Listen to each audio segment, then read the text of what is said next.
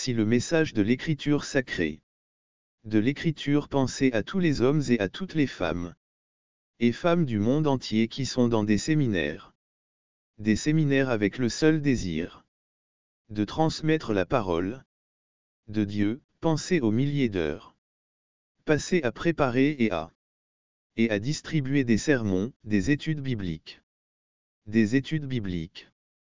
Rien de tout cela ne serait arrivé. N'attendez pas qu'il soit trop tard.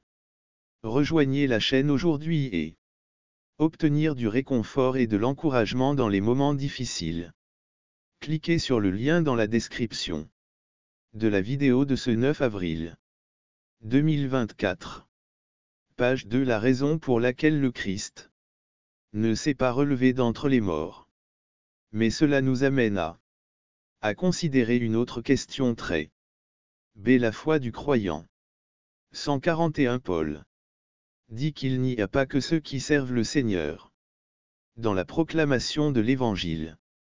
Comme moi, je perdrai mon temps. Eh bien, et eux, vous.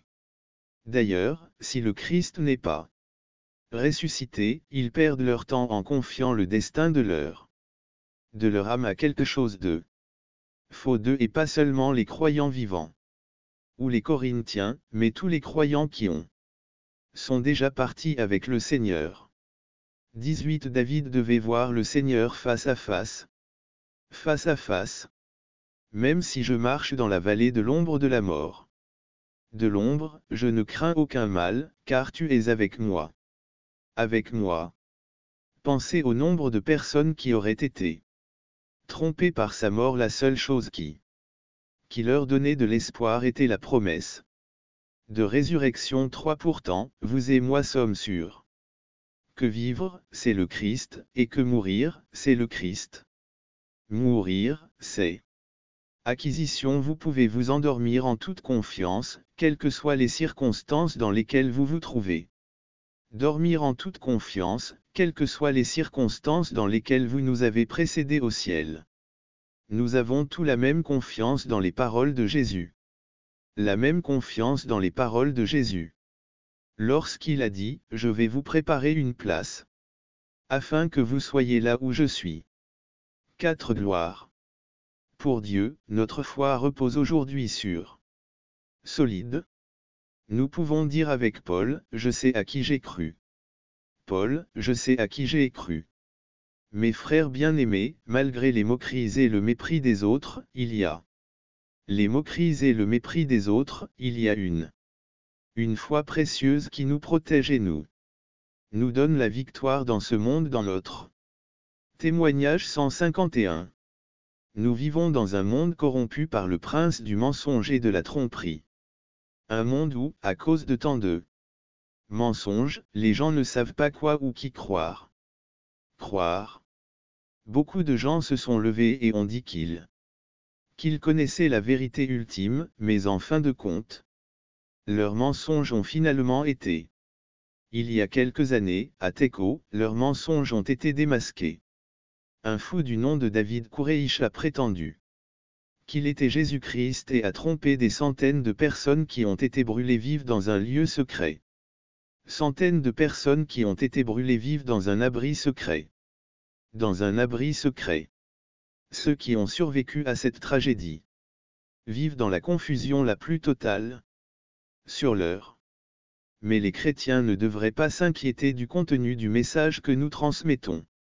Pas se préoccuper du contenu du message que nous transmettons.